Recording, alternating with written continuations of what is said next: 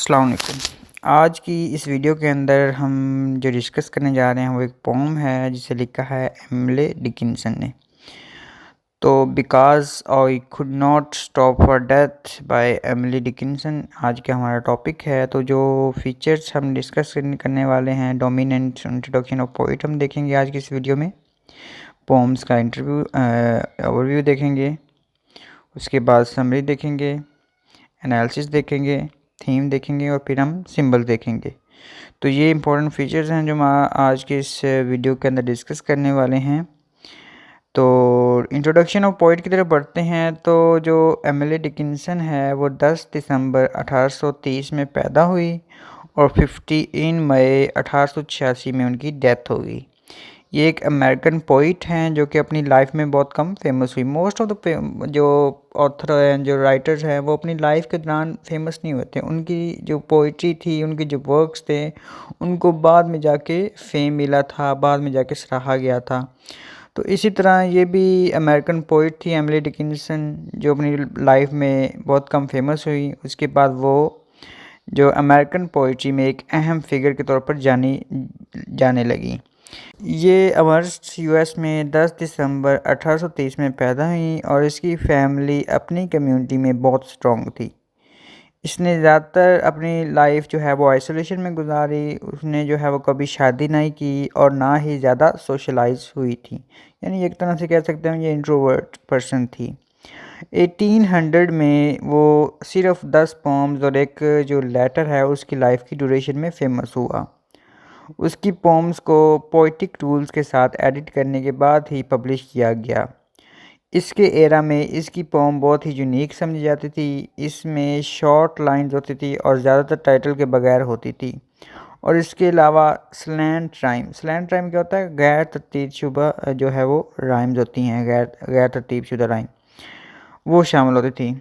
इसकी पोम में डेथ और इमॉर्टैलिटी के थीम्स होते थे। इसकी पहली कलेक्शन 1890 में पब्लिश हुई, यानी उसकी डेथ के बाद।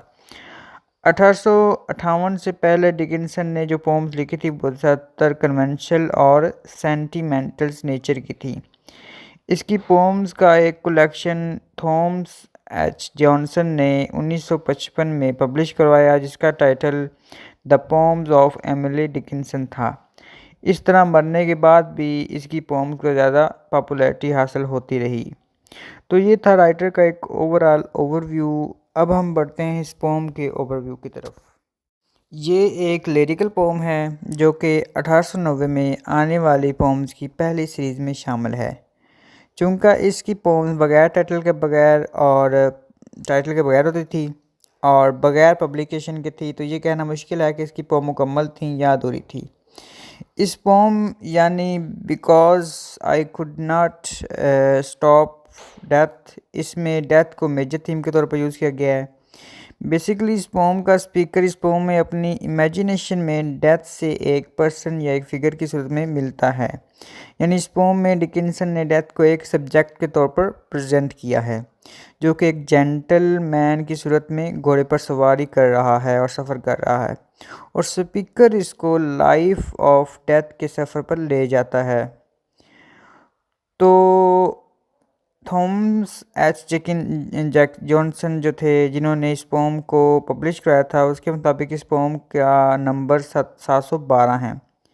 सो इस पोम में मौजूद स्पीकर मौत और डेथ के बाद वाली लाइफ को एक्सप्लेन करता है और मौत के बाद आने वाले पीस को महसूस करता है। और ये महसूस होता है कि ये डिकिंसन का पर्सनल एक्सपीरियंस है, क्योंकि जब वो ज़िंदा थी तो वो अपनी पास्ट लाइफ में भी जो है वो डेथ पर्सोनिफिकेशन डेथ से मिल चुकी थी, जो कि एक यंग मैन की सूरत में उसके कैरिज पर उसके साथ सफ़र करता है।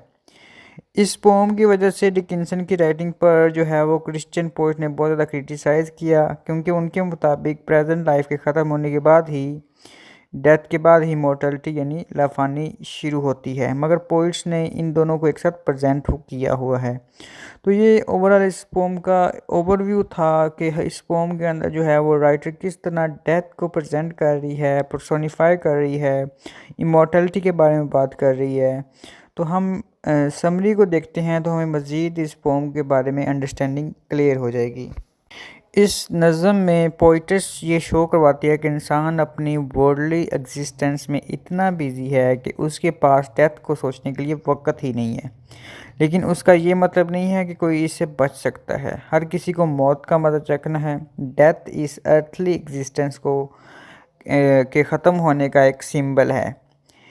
एक बिजी पोइटस होने की वजह से डिकिंसन के पास वक्त नहीं है कि वो डेथ के बारे में सोच सके। इसलिए वो इस पोम में अपनी मसरूफियात और कामों को छोड़कर एक कैरिज यानी सवारी में सवार हो जाती है, जिसे डेथ एक जेंटलमैन की शक्ल में ड्राइव कर रहा है, और वो पोइटस को इंटेंटी यानी आफ्टर डेथ की दुनिया में सफ़र पर ले जाता है। मतलब यहाँ डेथ एक यंग मैन की पर्सोनिफिकेशन में प्रेजेंट की गई है। वो डेथ के साथ अपनी इमोर्टल लाइफ के सफ़र पर बिल्कुल कंफर्टेबल है। उसे किसी किस्म की तकलीफ़ या दर्द महसूस नहीं हो रहा, और ये सवारी यानी जो कैरिट है जिसको डेथ ड्राइव कर रहा है, पोइटस को पास्ट में से गुजार कर इमोर्टल लाइफ की तरफ ले जा रहा था। थ्री स्टांजा में ये कैरिज स्कूल के पास, जो थर्ड स्टांजा में जो ये पोम में क्या होता है कि ये कैरिज जो है वो स्कूल के पास से गुजरती है, जहाँ रेसिस का टाइम था और बच्चे प्लेग्राउंड में खेल रहे थे। उन्होंने अभी अभी अपनी पढ़ाई और जो है वो ख़त्म की थी, और आखिर में वो मोर्टलिटी को ज़्यादा तक देर तक नहीं देख सकती। इवन के घोड़ों के जो सर थे, वो घोड़े जो इसकी कैरेट के साथ अटैच थे, उसे मज़ीद आगे देखने से रोकते हैं। यहाँ पर विजन ऑफ इमोर्टैलिटी को विजन ऑफ डेथ के साथ रिप्लेस किया जा सकता है। कैरिज ज़िंदगी के तमाम मराहल से गुजरता है, जिसमें school life, young age, field यानी जॉब की ज़िंदगी है, और ज़िंदगी के तमाम छोटे से छोटे मराहल से जो हैं वो शामिल हैं, वहाँ से वो गुजरता है। इसके बाद वो जो है वो सूरज को दिखाया जाता है, यानी सन जो है वो सेटिंग के अंदर इंटर हो जाता है, और ये डूबता हुआ सूरज ज़िंदगी के आखिरी मराहल की शुरुआत है, जो बाद में इमोर्टैलिटी के साथ इख्तिताम पज़ीर होती हैं। सो पोइटिस्ट ये कहना चाहते हैं कि डेथ कोई जो है वो क्या है, एब्स्ट्रक्शन या इमेजिनेशन नहीं है, बल्कि एक रियलिटी है, ट्रू रियलिटी है। और ये पोम इंसान की इंटेंटी यानी लाइफ जो लाफानी है यानी अब्दियत है, उसकी तरफ एक स्पिरिचुअल जर्नी है। ये पोम 1863 के आसपास लिखी गई, जिसमें जो है वो इमोर्टल एक्सपीरियंस को बयान किया गया है, और आइडिया ऑफ डेथ को बिना किसी खौफ, एंग्जाइटी और पेन के बयान किया गया है। यानी इस सब के बावजूद पेन भी नहीं है, एंग्जाइटी भी नहीं है, कोई खौफ भी नहीं है, इसके बावजूद वो जो डेथ है, जो उसकी फीलिंग्स हैं, जो उसका रियलिटी है, उसको बताया गया है। और ज़िंदगी के बाद के सफ़र को जो है इंटेंटी की जर्नी के तौर पर प्रेजेंट किया गया है। कैरिज और ड्राइवर का इमेज बहुत जो है वो कन्विंसिंग है, जो रीडर्स को स्पेक्टेटर्स यानी देखने वाला बना देता है। पोइटिस ने खुद को डेथ जो खुद की डेथ है उसको पोइम में जो है वो एंटिसिपेट किया है। वो लाइफ और उसके बाद की ज़िंदगी यानी मौत के बाद वाली ज़िंदगी को उम्दा तरीके से जो है वो स्पेकुलेट करती है। और अपेरेंस लेवल यानी जो ज़ाहरी लेवल है, उसमें ग्रेव यार्ड यानी कब्रिस्तान में होने वाले फ्यूनरल सेशन को प्रोसीड किया जाता है। मगर डीपर लेवल में अगर देखा जाए तो ये इंटेंटी की तरफ एक स्पिरिचुअल जर्नी है। इस पोम में एक क्यूरियस थिंग जिसे एनालाइज किया जा सकता है वो है वर्क और लीजोर, इन दोनों का कम्बिनेशन। इस कंपैरिजन को पोम के सेकंड स्टैंडर्ड में देखा जा सकता है, जहाँ जहाँ रेसिस यानी ब्रेक टाइम में बच्चे बहुत मेहनत से अपने काम को मुकम्मल करने की कोशिश कर रहे हैं ताकि ब्रेक टाइम को एंजॉय कर सकें। यानी जब उन्हें रिलैक्स करना चाहिए उस वक्त वो हार्ड वर्क कर रहे हैं। और स्टार्विंग यानी कोशिश करना और रिलैक्सेशन का ये कम्प्लेक्स जो रिलेशन है वो पोम की ओपनिंग में बयान किया गया है। और आयरॉनिकली इस पोम की स्पीकर ने ये कहा है कि इसने डेथ को उम्दा तरीके से वेलकम करना चाहिए, क्योंकि ये पोम जो है किसके बारे में बता रही है, ये डेथ जो है ये हमारे अब्दी सफ़र के साथी है।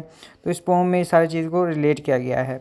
डिक्सन ने इस पोम में जो है एम्बिगुअस और अट्रैक्टिव लैंग्वेज का इस्तेमाल किया है, और इनके अल्फाज की मीनिंग को अंडरस्टैंड किया जाता है, बआसानी अंडरस्टैंड किया जा सकता है। इसलिए इस पोम को एमिली डिकिंसन की एक मेमोरेबल पीस ऑफ पोइट्री के तौर पर कंसीडर किया जाता है।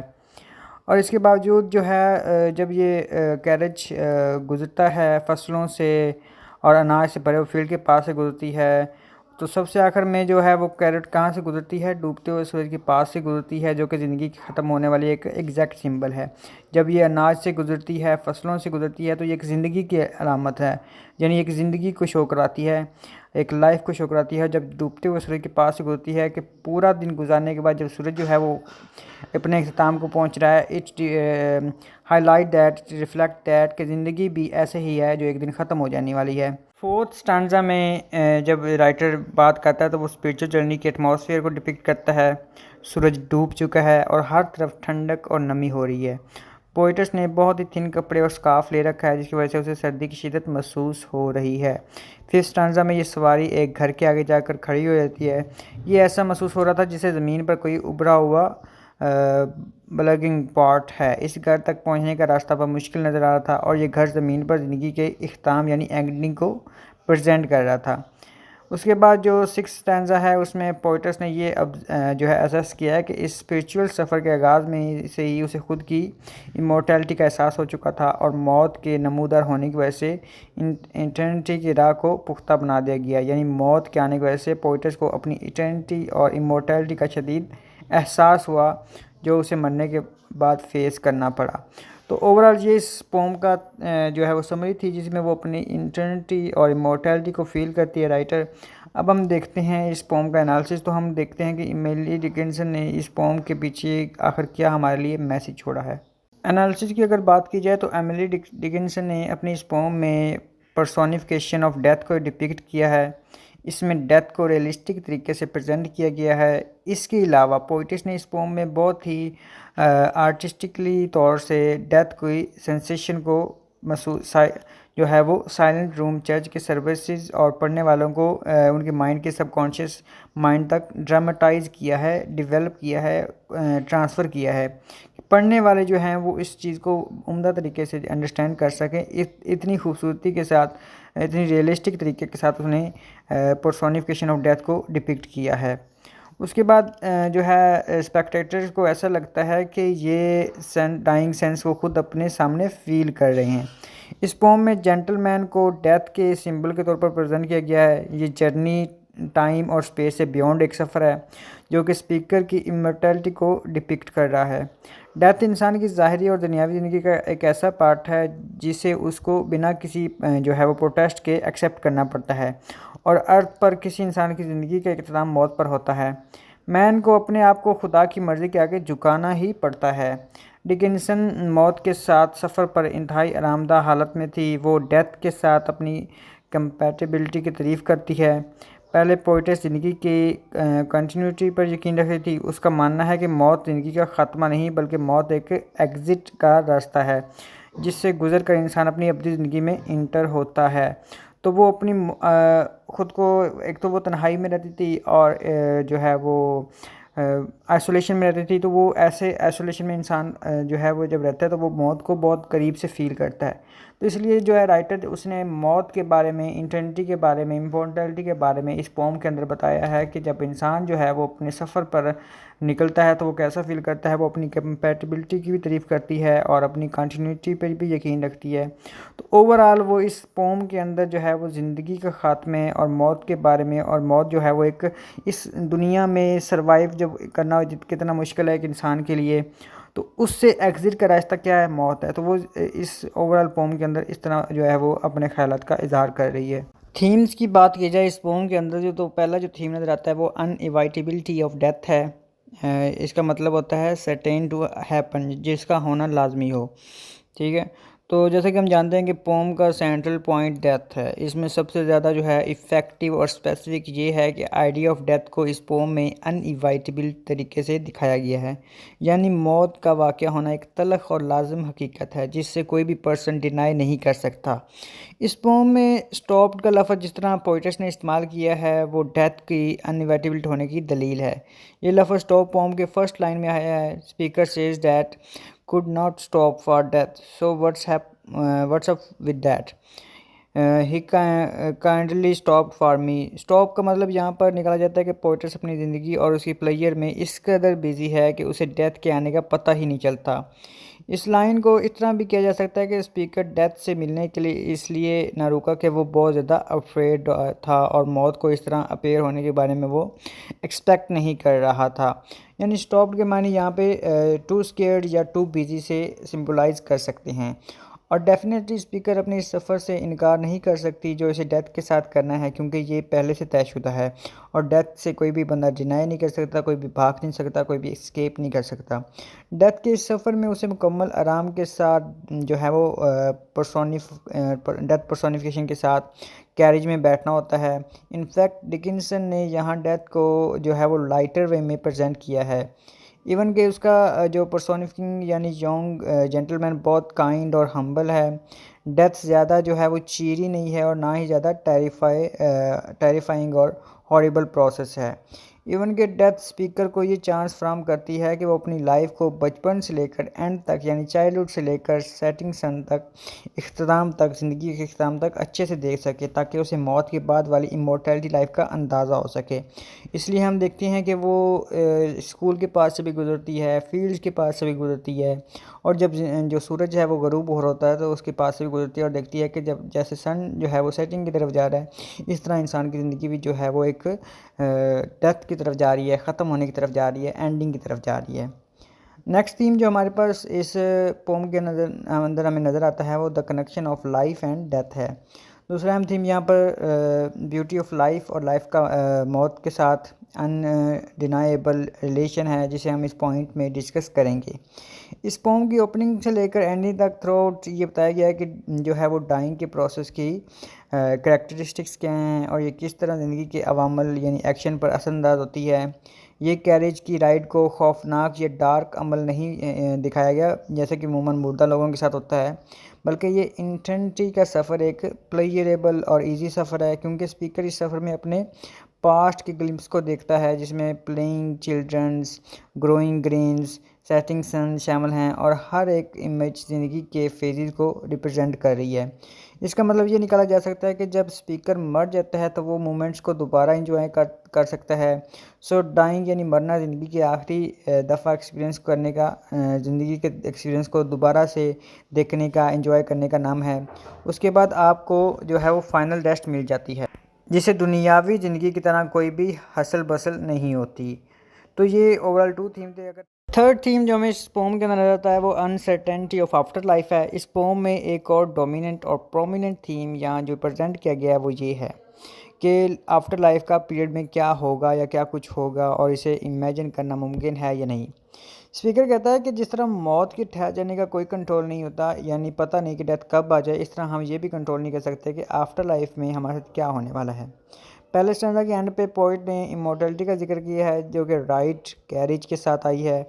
प्रोबेबली डेथ ने पहले इमोर्टलिटी को पिकअप किया, फिर दोनों मिलकर स्पीकर के घर पहुंचे। पहले स्टैंजा के बाद पोइट ने इमोर्टलिटी का जिक्र नहीं किया, जो चीज़ इस चीज़ को प्रेजेंट कर रहा है कि स्पीकर भी नहीं जानता कि कैरेज राइड के बाद इमोर्टलिटी के साथ क्या होगा। रीडर इसी तरह अनश्योर है, उसे कोई आइडिया नहीं है कि इमोर्टलिटी राइड के बाद कहाँ जाएंगे वो। ऑन द होल हम ये कह सकते हैं कि मौत के बाद की ज़िंदगी यानी आफ्टर लाइफ बिल्कुल ही अनसर्टेन है। कोई भी इंसान हतमी तौर पर ये दावा या क्लेम नहीं कर सकता, क्योंकि कोई भी इंसान मरने के बाद कभी भी वापस नहीं आया है बताने के लिए कि बाद में क्या होगा। तो ये राइटर भी यही कह रहा है कि जो है वो इमोर्टलिटी उसके बारे में कोई भी उसे पता नहीं है कि आफ्टर लाइफ में इंसान के साथ क्या होगा। ऑल्दो इमोर्टलिटी एक तरह से स्पीकर के लिए जो है वो पोटेंशियल है कंपेनियन पोटेंशियल कंपेनियन के तौर पर एक्ट करता है, जो कि उसे डेथ की इनइवेंटेबिलिटी को फेस करने के लिए करेज और कंफर्ट फ्राहम करती है। तो ओवरऑल ये इस पोम के अंदर जो थीम थे, जो हमारा मेजर कंसर्न यानी डेथ को और डेथ के थीम को डिस्कस कर रहे थे। अब यूज़ ऑफ सिंबलिज्म देखते हैं इस पोम के अंदर राइटर ने किस तरह जो है वो डिफरेंट सिंबल्स को प्रेजेंट किया है टू एक्सप्लेन द पोम। तो सबसे पहले जो सिंबल हमें नज़र आता है वो द कैरेज का है। इस पोम में थ्रू आउट द हमें सिंबलिज्म नज़र आती है, जिसकी वजह से पोम के डीपर मीनिंग्स को समझने में मदद मिलती है। और सबसे मेजर अहम सिंबल यहाँ पे कैरेज या कैरेज जो कि इमोर्टलिटी के साथ स्पीकर को जर्नी ऑफ इटर्निटी की तरफ लेकर जाती है। इस सबसे पहले इन लाइन में प्रेजेंट जो है वो इस सिंबल को प्रेजेंट किया गया है, the carriage held but just ourselves and immortality. ये थर्ड और फोर्थ लाइन है इस पोम की। कैरेज राइड इस पोम में इसलिए ज़्यादा ज़रूरी है कि वो स्पीकर की ज़िंदगी को छोड़कर किसी की डेथ की तरफ जो है वो सफ़र को डिपिक्ट कर रही है। उसके बाद जो नेक्स्ट सिंबल में नजर आता है वो इमोर्टैलिटी का है। इमोर्टैलिटी को भी यहाँ पे एक सिंबल के तौर पर रिप्रेजेंट किया गया है, यानी इसे एक करैक्टर के थ्रू एक्सप्रेस किया गया है जो कि स्पीकर के साथ इस स्पिरिचुअल जर्नी का हिस्सा है। इस राइड के दौरान ये दोनों लाइफ के मुख्तलिफ फेजेस को देखते हैं, यानी चाइल्डहुड, स्कूल लाइफ, अडल्टहुड और फिर डेथ। और ये कैरेज की राइड स्पीकर के नए घर यानी ग्रेव पर जाकर रुकती है, जहाँ उसकी इंटर्निटी और इमोर्टल लाइफ का आगाज़ होने वाला है। मोर ओवर ये इमोर्टैलिटी यानी आफ्टर लाइफ एक अनसर्टेन हकीकत है, यानी इसके बारे में स्पीकर भी अनअवेयर है और रीडर्स भी कंफ्यूज रहेंगे इसका फ्यूचर क्या होगा। कोई भी नहीं जानता कि आफ्टर लाइफ क्या होगा, तो रीडर जो है वो कंफ्यूज है। नेक्स्ट जो सिंबल में नज़र आता है वो जेंटलमैन का है। इस पोम में जो है वो पर्सोनीफाइड डेथ उसका अमल किया गया है, यानी डेथ को एक यंग जेंटलमैन की शक्ल में एक पर्सोनीफाई किया गया है। और ये जेंटलमैन एक घोड़ जो है वो घोड़ों में बांधी गई कैरेट पर स्पीकर के घर के पास आकर रुकती है।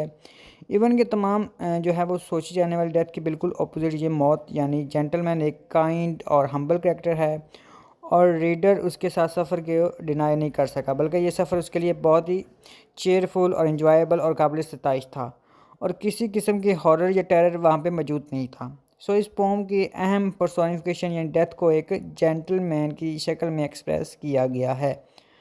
जो नेक्स्ट हमें सिंबल नज़र आता है वो सेटिंग सन का है। ये एक और सिंबल इस पोम में प्रेजेंट किया गया है और वो है सेटिंग सन, यानी ज़िंदगी का अख्ताम। जब कैरेज राइड ज़िंदगी के तमाम फेजेज यानी चाइल्डहुड, अडल्टहुड, उसके बाद ग्रेन्स, ग्रोइंग ग्रेन्स, उनसे गुजरकर फील्ड को देखकर आगे बढ़ते हैं तो स्पीकर को सेटिंग सन नज़र आता है, जो कि आमतौर पर दिन के अख्ताम पर जो है वो दिन के अख्ताम की अलामत समझा जाता है। जबकि इस पोम में इसे एंड ऑफ लाइफ और आफ्टर लाइफ की शुरुआत का सिंबल करार दिया जाता है। तो इस तरह जो है वो क्योंकि सेटिंग सन इसी चीज़ को सिंबलाइज कर रहा है कि एक दिन ख़त्म हो रहा है। जब दिन ख़त्म होता है तो इसका मतलब यही है कि वो ज़िंदगी ख़त्म हो रही है।